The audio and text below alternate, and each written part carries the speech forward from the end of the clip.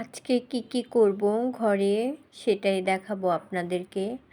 আসল কথা কি অনেক দিন হয় আসলে শোকেসটা অনেক দিন ধরে পরিষ্কার করব। আজকে ঘরের কিছু কাজকর্ম করব। এই শোকেসটা অনেক দিন হইছে, প্রায় ১ বছরের মতো হইছে।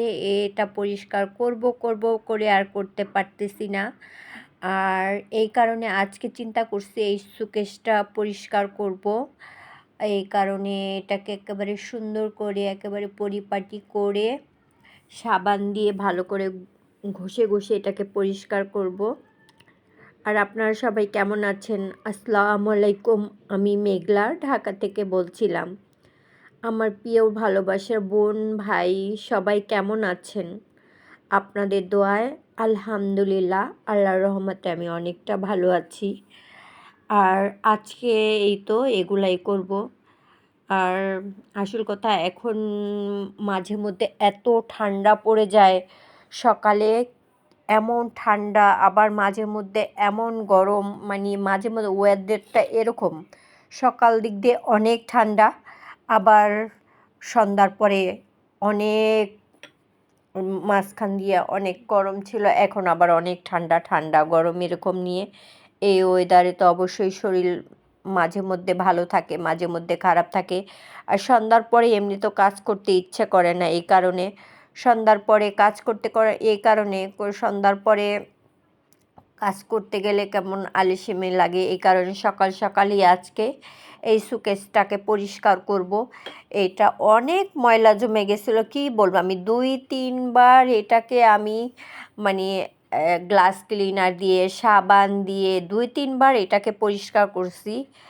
তারপরে এইগুলা আবার উঠাবো, গুছাবো, সুন্দর করে গুছিয়ে পরিপাটি করে রাখবো। এইভাবে আসল কথা কি, শীতের সামনে এমনিতে অলসতা লাগে, কাজ করতে ওরকম ভালো লাগে না। সন্ধ্যার পরে তো আমার একেবারেই অলসতা লাগে, কোনো কাজ করতে ভাল লাগে না। অনেক দিন চিন্তা করতেছি, শীত চলে যাচ্ছে, এখনও কোনো পিঠাই বানালাম না। আর এই তো আমার ঘরের যে কিছু ড্রয়ারের ভিতরে যে যেগুলো এখন তো মাসের প্রায় অর্ধেক হয়ে গেছে, এখন এইগুলা কিছুটা এই যে ছিল এগুলো সব বাই করে ড্রয়ার থেকে গুছিয়ে আবার সুন্দর করে গুছিয়ে পরিপাটি করে আবার যেখানের জিনিস সেখানে রাখতে হবে। এভাবে সব সময় পরিপাটি করে গুছিয়ে রাখলে না অনেক ভালো থাকে। আর আমি না সবসময় এইভাবে মানে আমার কাছে না এভাবে গুছিয়ে রাখতে অনেক ভালো লাগে।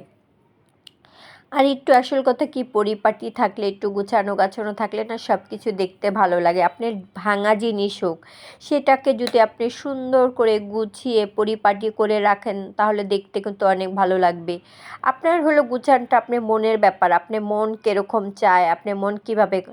আর অবশ্যই আপনাদের যদি ভালো লাগে আমার চ্যানেলটাকে সাবস্ক্রাইব করে দিবেন, আর লাইক করবেন, কমেন্ট করবেন।